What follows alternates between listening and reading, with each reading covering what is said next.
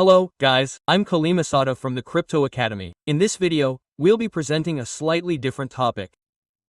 This time, we'll be discussing an introduction to economics. This might be a series of videos, and some of you might be asking, this is a Crypto Academy, but we're talking about economics. So, basically, when we want to achieve financial success, there's something else we need to learn: financial literacy. One of the things we need to learn about financial literacy is economics. I'm sure you understand that many people out there are experiencing financial problems. That's why, by deepening your knowledge, we hope to eliminate these problems. This will definitely improve your financial literacy, allowing you to achieve much better investment performance.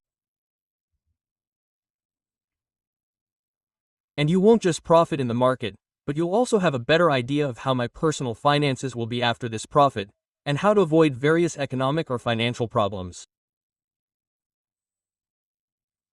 So, let's talk about economics. First, we will discuss the most basic, most fundamental thing in human life, namely needs. These needs are something that must be fulfilled. The most basic types of human needs are clothing, food, and shelter. We have clothes, yes, we have a place to live, and we can eat. That's it. Those are needs, yes. Beyond that, those are desires, yes. So we want this, we want that, we want other things beyond the needs of clothing, food, and shelter. Those are desires. And even if you look at it, yes, when we have clothes, when we have a place to live, when we can eat 3 times a day, we are much better off, friends, than 80% of other people in this world. Because the fact is, not everyone is as lucky as we are. That's why we say it, yes, friends. If you still have a place to live, yes, you can still eat, even have a vehicle, and can go on a staycation once or twice a month, you are living a life full of privilege, because our brothers and sisters, even in Indonesia, are still many less fortunate. If all of that is fulfilled, the rest is just a matter of desire. And here I emphasize that human needs are limited. What is unlimited is human desires. What is an example of a limited human need? Okay, the need for food. Can you eat 10 times a day? Yes, 10 meals at once. Is it possible? No, but human desires are unlimited. For example, I want Air Jordan sneakers, you already have the red ones. Then suddenly you want them again. I want the yellow ones. Then tomorrow again the green ones. The green ones are already there. This green one is different. This is green, min. This is a darker green, and so on. So human desires are unlimited. One is fulfilled, other desires will emerge. If this need is fulfilled, then you have enough to eat 3 times a day. It's impossible for you to eat 30 times a day. If you force it again, it will actually be negative, right? Which means you no longer get what you need, but you can actually get sick from eating too much. So here we have to see which are needs and which are desires. Because these desires will never end. For example, if we have a car, a 4-door becomes a 2-door becomes a Ferrari. I already have a yellow Ferrari, I want a red one, and so on. I already have a luxury house in an elite area in Jakarta, but now I want an apartment. I've got the apartment, and I want it to be even bigger, with a higher floor. These are human desires that, if fulfilled, are endless. That's why we say the richer a person is, the more irrational their thinking becomes. Needs are already there, and desires become increasingly chaotic. After one is fulfilled, new desires always emerge. And that's a very human thing, in human physiology. So, if we talk about it, desires are limitless. And I believe that the greatest sin of all mankind is wanting something, and that desire is the source of problems, where economic problems and everything in this world always stem from desire.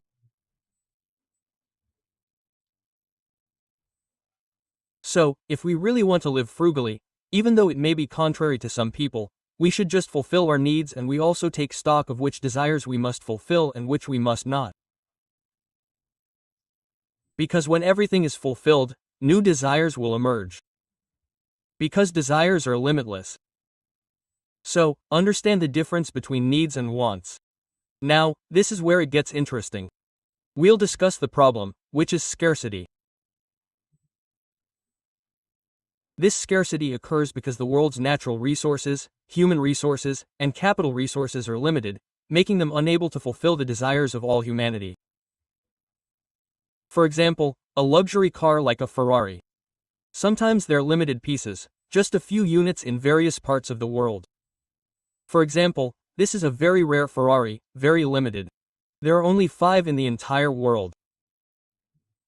So, this company can't produce more than 5 of these cars because its resources are limited, and if forced to, it would have to spend much more resources. So, the needs of everyone who wants this Ferrari cannot be met.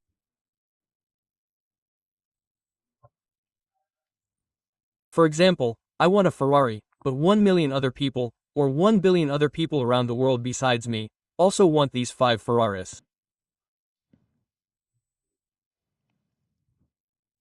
That's why scarcity occurs. There's too much demand. Too many people asking for this Ferrari. Meanwhile, there are only 5 Ferraris. That's what causes scarcity. Because the Ferrari company is very limited in its production. Capital resources and human resources are indeed limited to be able to produce a very limited car. This time phase is to be able to produce this very limited car. Similarly, let's take the example of luxury watches or watches. For example, the Rolex brand watch, for example. Rolex is very limited. That's why many people consider Rolex as a certain commodity because only a few pieces are produced each year in certain models. Meanwhile, there are many who want Rolex watches from various circles, from the middle class to the upper class, even to the elite, they want Rolex. But Rolex is very limited production. Why? Because to produce one watch takes approximately 1 year to be handmade, yes, by one person. So when everyone's demand is so high, this is what causes scarcity. These watches are only limited. Meanwhile, demand for these watches is unlimited because of human desire. That's why people are fighting to buy Rolex watches, fighting to buy Ferraris because of that desire, yes. Desire is the greatest sin, yes. Humans are willing to do anything to fulfill their desires, so what? Maybe they work like crazy, maybe they do business from morning till night, maybe they open consulting services for what? So they can get what they want. This is what is very rare. Ferrari, yes, Rolex watch. They will do anything to get these two things that are considered prestigious. Why are they considered prestigious? Because the demand is very high. Everyone wants them but not everyone can have them. That is what causes the main problem of the economy, which is scarcity. Because of scarcity. Well, here comes a solution, which is choice. Because your steps must choose. You can't have everything. Yes, that's the world. Yes, maybe you have A B C D E F G H I J, but you don't have one thing, which is Z. That's the world. This world is very fair. Maybe we are very rich people, have everything, have possessions, have this, have that. Whatever you want, you can have it. But maybe you don't have time for yourself, maybe for your family, maybe for the people around you, maybe you are stressed every day thinking about this and that job. You have luxury goods, but maybe you don't have time to enjoy them. And that's a very fair thing in the world. So no one is like, oh, I was born with this, I have that. Even the king's son has a dilemma. Even the prince has a dilemma because he's too perfect. Yes, everyone can, everyone wants him. But maybe in the end he thinks, does everyone want me or do they want what I have? Yes, so there's always a choice. I believe life is the fairest place. This world is a very fair place. Because no one is the most perfect person, someone who has everything. It might not be as happy as it seems. That's why we have to make choices. Should I choose a car or should I buy a luxury watch? This is a choice because you can't just get everything at the same time. Maybe you just have to choose one. And that's the world. The world has to choose. Life is about making choices and being loyal to the chosen choice. Then here, after there is a choice, I will explain this technically, there is action. You choose, then you act according to your choice. That's the emergence of what is called will. So, you have to take concrete action because you can't have everything you want. There's something called a curve here. For example, the price of a car is 200 million rupiah, and a luxury watch, for example, a Rolex, is 100 million rupiah. You have a network or assets of, say, 1 billion rupiah. From this 1 billion rupiah or network you have, you ultimately have to make a choice. Do you choose a watch or a car? And when choosing, how much is it? Because you have 1 billion rupiah, a car costs 200 million rupiah, a watch costs 100 million rupiah. So, we have many combinations of choices here. When you have 1 billion rupiah, okay, I only want to buy a watch. Why? Because I know this watch is very limited, very liquid, and very easy to trade. I will buy a watch, all my money is for buying a watch. So, here, you choose option A. What does this mean? Option A. So, with the IDR billion you have, you can buy 10 watches. So, the car is 0. It's okay, for example, if you don't have a car, you can use public transportation, but you have 10 watches. That's possible. Or when you think more out of the box. Okay, I don't want a watch, I want to buy 5 luxury cars. Then I can rent out the cars, which is quite good for passive income. Here, you take option F, where you buy 5 cars and also 0 watches. This is the trade-off you have to make. For example, if you have 5 cars, I can rent them out, it's quite good for passive income, rather than watches, which may not be liquid. Or you can choose another combination. If combination B, you buy 8 watches and buy 1 car. Okay, so this looks more balanced. Having 1 car that can be driven and there are 8 watches, or let's say combination C, friends. Having 2 cars and 6 watches. Combination D is 3 cars and 4 watches. And for example, combination E is 4 cars and 2 watches. So, for example, if you have 4 cars, you can still use 1, rent 3, and you still have 2 watches, for example, a collection for everyday wear or a party watch. So, an economic action must emerge based on these existing choices. Because human resources are limited. No one has unlimited money. People say, oh, I have an unlimited amount of money. That doesn't exist. Even people related to the world, like Elon Musk when he bought Twitter, he liquidated a lot of his shares, borrowed money from various banks, and even crowdfunded, or sought funds from various parties just to buy Twitter shares in full. So, you must understand that resources, namely cash or money, are always limited. No one has all the money in the world. That's why we have to choose, make choices. We can't choose everything. This applies in any field.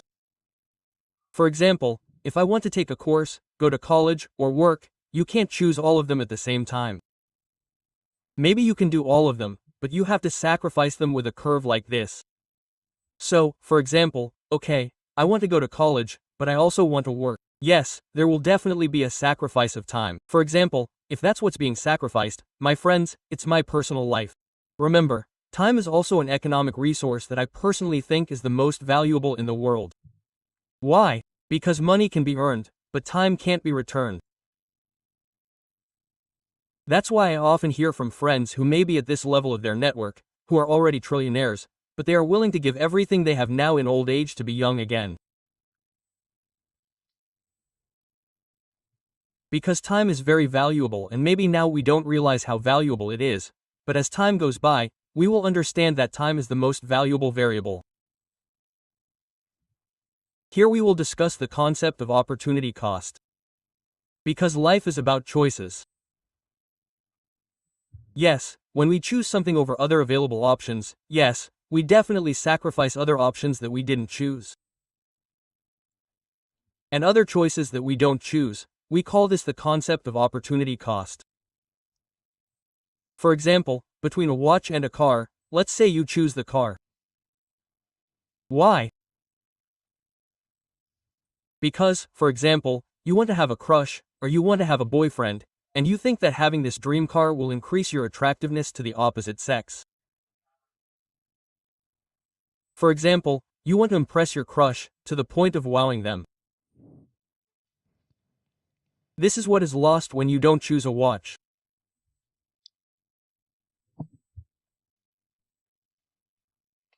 So, you choose a car to impress them, or to get extra points from your crush when you want to have more confidence in front of your partner or crush, so you choose a car, so what is lost is another option, namely a watch. This watch might not impress the opposite sex, but it might be more likely to be guys who understand watches. So, there is something lost when you choose a certain option, and that is called the concept of opportunity cost. So, there's always a choice or opportunity lost when we choose something, and that's a trade-off. And in economics, we look at opportunities and the best choices that provide the highest benefits in our lives.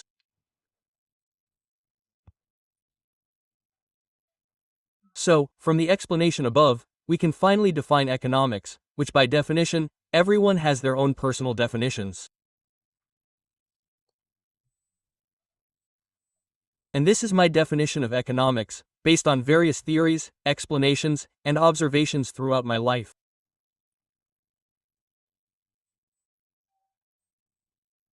I define economics as the science or art of choosing among limited resources to achieve certain goals in life. So, it's important to emphasize, my friends, this is the art of choosing. Because when we choose something, we sacrifice other options, there's a lost opportunity cost. And here, we must find what's best for our lives so we can achieve certain goals in life. For example, since I was little, I've focused on my career, work, business, and college. So, I had to sacrifice my personal life, which meant I didn't have time to hang out with friends and so on. So, I studied in the morning, did business in the afternoon, and worked at night. Yes, that's what I did for years until I finally acquired wealth at a certain age and in a certain amount. That's because I sacrificed many things in my life, and ultimately I chose this choice. So life is about choices. Life is a fair place, a very democratic one. Because we are always given choices in this life. So this is not the old days anymore, where we were forced to be this, that. We had to conform to certain standards in life. Life is about choosing and being loyal to the choices you make. That's what's more difficult. So, from century to century, from era to era, economics has always experienced very rapid development. Where we know economics in ancient times. For example, in ancient Egypt. So, at that time, everything was very traditional. There were rice fields that were cultivated, then there was water, yes, that was channeled to the rice fields, and these resources were very limited, yes, because there were no tools or machines for processing, so all transactions in the ancient Egyptian era, in this ancient economic era, used what was called barter. So, money wasn't yet in use. So, for example, if I wanted to exchange a sack of rice for 5 fish, all of this was used, or barter, which was very difficult because we had to find someone who wanted to exchange the same goods with us, and there was no specific unit value. So, we can't see it, it was very subjective, barter at that time. Next, fast forward to the 5th to 15th centuries, where the system was very feudal. So all economic resources were controlled by kings and nobles. So these kings and nobles controlled all economic resources in society. So all the regulations and all kinds of policies were specifically for the benefit of the kings and nobles when we were in the Middle Ages.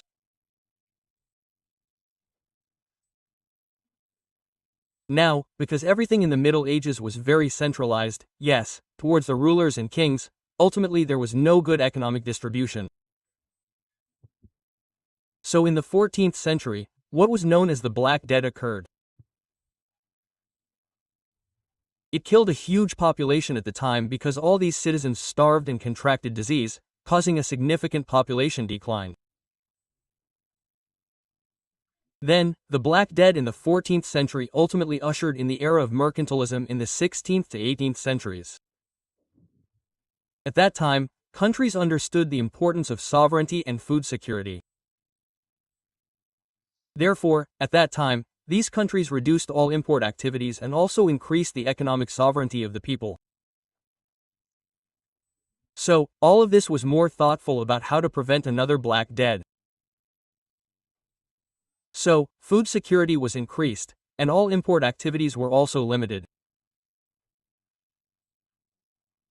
So, resilience in the mercantilism era emphasized high exports rather than imports.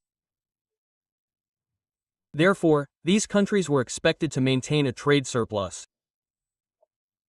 So, they exported everything and limited imports, which was hoped to increase national sovereignty. One negative aspect of the mercantilism era was the still high level of centralization in state wars, wars between rulers, which were countered by the classical economic era. So, in the classical economic era, popularized by Adam Smith in the 19th century, the influence of the individual began to be emphasized again. So, here, the centralized control of power, initially controlled by the rulers and the state, was being released to individuals. And here, Adam Smith emphasized the importance of individual freedom to have access to resources. Adam Smith argued that when all of this was returned to each individual, or in other words, released to the market, something called the invisible hand asterisk would occur. Because Adam Smith assumed, in this classical economic era, when everyone solved their own problems, there would be demand and supply that would automatically solve the problems in the market. So, in this classical economic era initiated by Adam Smith, something called capitalism was born. Because here, all those who owned capital, individuals who were stronger or more superior than smaller communities, tended to have an advantage over the resources they owned. Unfortunately, this classical economic era also had shortcomings that were ultimately challenged by Karl Marx, giving rise to the era known as Marxism. The era of Marxism emerged due to the rejection of the classical economic era advocated by Adam Smith. Karl Marx argued, yes, at the end of the 19th century. He argued that what was done in the classical economic era, namely when everything was returned to the market, was that there were always stronger individuals and weaker individuals, so that these weaker individuals were certainly more oppressed than those who were stronger, which formed a certain social class. Obviously, there were the rich and the poor, and there was also a middle class. Well, this is what Karl Marx tried to oppose. He stated that classical economics was not entirely fair because these superior people also had access to power. This power from the elite was used to control those who were inferior, so that this justice did not emerge. Therefore, Karl Marx opposed what was expressed by classical economics. Marx also argued that there was too much exploitation of the relatively inferior compared to those who were more superior.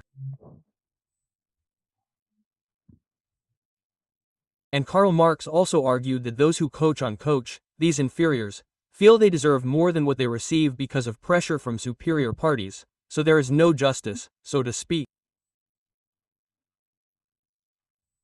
They are exploited. That's why many people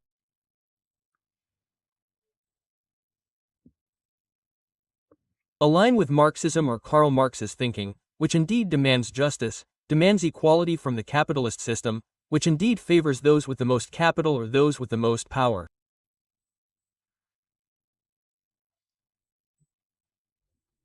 Well, over time, an ideological war broke out between capitalism and Marxism, where, here, in 1930, an economist, John Maynard Keynes, emerged, where he proposed a paradigm, yes, economics called Keynesian. Where, many consider this to be an understanding, yes, a paradigm that mediates, yes, between the war of capitalism and Marxism.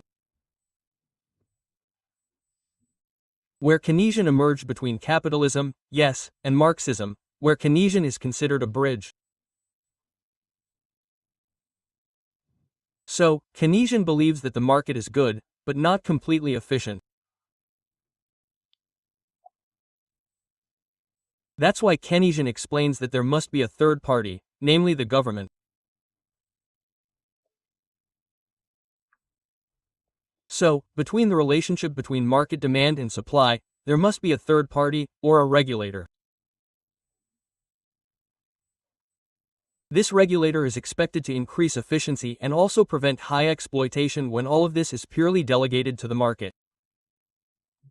If delegated to the market, those with the most resources will always win, and unfair exploitation will occur. However, we also cannot deny the fact that in the presence of high capitalism, humans also have a tendency to strive as hard as possible. Therefore, Keynesian emphasizes the presence of a third party, namely the government. The government must provide and also create the most equitable policies to prevent excessive exploitation in the market economy era, which we may even see happening in the modern world today. However, nothing is perfect. That's why economics is an art. I say art. Why? Because no one always benefits or always loses. We as humans are only in the middle, between feeling a sense of gain or a sense of loss. And that value is also very subjective. That's why, in the history of economics, until we know the modern economy that exists today, there's no such thing as the most capitalist, nor the most Marxist. We all live in the middle, and the most important thing we must emphasize is balance. Not just economic balance, but also social balance, which every individual must achieve. So here, we will discuss the scope of economics, where the scope of economics includes microeconomics and macroeconomics. So, the microeconomic scope is related to demand and supply, related to the market, related to producer households and also consumer households. Those who make products and also those who consume products. But here, the macroeconomic scope is related to third parties, namely the government or those who influence policy.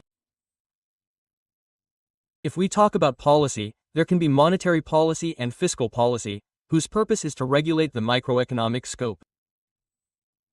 So, the microeconomics occurs in every individual, interconnected from person to person within a single state system.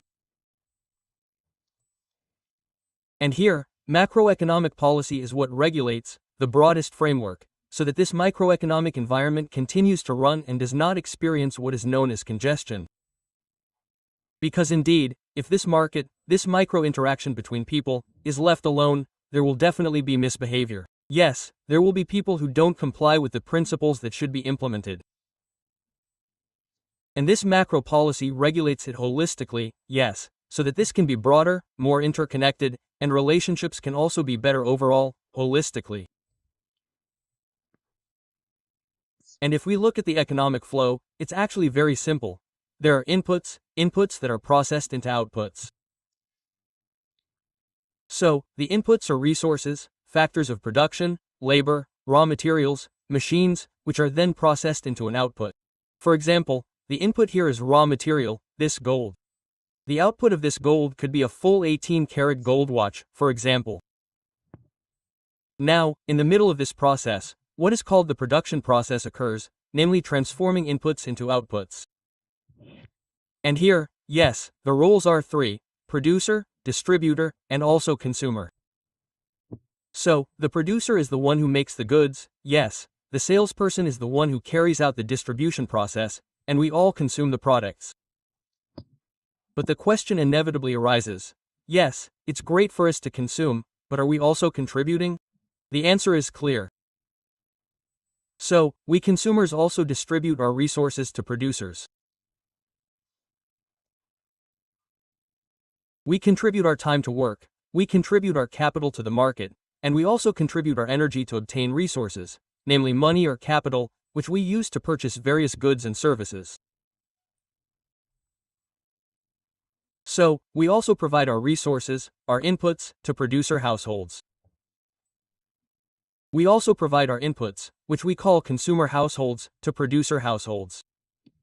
So, this is a process of exchanging goods and services. What do you have? What do I have? So, that's what economics is about.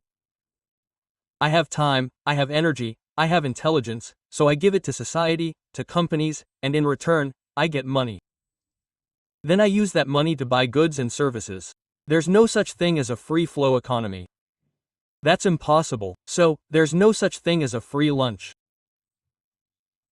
We also give what we have so that we can also get what we want. So, life is about giving and receiving. But we shouldn't take too much without giving back. Be a better person who gives more than receives. Yes, that's why humans should always give more than they receive. Because there will be no balance in life if we just keep asking, demanding, asking for pity, that won't allow the economic flow to flow. What's the truth? We give 10, yes, we only ask for 2 or 3. If that happens, yes, the economic flow will increase drastically, yes. And also there will be no unemployment, yes, no layoffs, no crime, yes, then deviations and so on, so there will be no gap when everyone is focused on giving. I will give my best even though I work in a company. I will work until night for what? So that my company can perform even better, yes, can be listed as TBK and also become global, yes. So, for example, I own a company, what should I do? I have to go all out, yes, have a company with the highest revenue so that I can build schools for the community, can build bridges, can provide water to the residents, can provide food. Well, when we focus on giving, rather than receiving, the universe will give us its power to do things that might not be commonly done. Yes, that's power, the power of the universe, where we must focus on giving rather than focusing on receiving. This is why I say the modern world is full of dilemmas. Because there are always people who, fall into the inferior category, and there are those who are superior because that's the world. Because there are people who want to give more or people who only want to receive. Yes, usually we shouldn't envy those who are superior because we don't know their sacrifices, don't know their struggles, don't know the process, but we only see and judge.